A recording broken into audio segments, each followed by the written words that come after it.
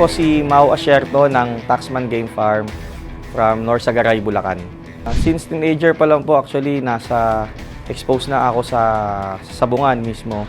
Mas nauna ko natutunan yung sabong before yung pag-aalaga ng manok. Nung medyo nagsawa na tayo dun sabong lang itself, decide na ako mag-maintain na ng farm, mag-breed na ng sariling manok. Lumalaban na kami sa mga big events like grupo ng Pitmaster, sa Manila Arena, of course sa Santa Monica Cockpit po yung mga big events po. And sa lahat po ng Endorsers Derby ng BMEG, nanalo kami na isang big event to 12 stag Pitmaster, yung tinatawag nilang 12 stag Matira Matibay. Out of madaming entries yun, swertehan naman po na champion po namin. Yung Power Max po kasi gamit namin yan dun from pre-conditioning sa mga bagong harvest na stags na gusto natin magkaroon ng katawan.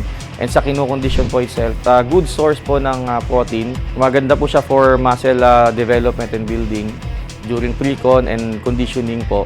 Maganda po yung quality ng pagka-pellet po niya. Bago yung success, lagi pong kasama doon yung mga challenges and of course failure po. There was one season po na meron kaming na-overlook na isang sakit. For that season, halos wala ako kaming na-harvest. At that point, parang gusto ko nang umayaw. Talagang susubukan ka po kung hanggang saan yung kaya mong tiisin in terms of failure. Pagka po nalagpasan mo po yun, I think kakayanin mo na lahat ng parating po. Gusto rin natin magpasalamat ng malaki dun sa technical team po ng BMEG. Isa rin sila sa umalalay sa amin from the diagnosis and kung paano ma-address yung naging problema before sa farms. Payo po sa mga mag-uumpisa, una-una po dapat po talaga gagawin mo siya dahil gusto mo. And then pangalawa po, dapat po laging tama, no? Mag-umpisa po tayo ng tama. Tamang lugar, yung tamang laki, kung ano lang yung kaya mo i-manage. Mga tamang sistema, from breeding up to doon sa dulo po ng farm management. Tamang tao, no, na makakasama. Siyempre, tamang makakasama na mag-guide kagaya ng BMEG, no?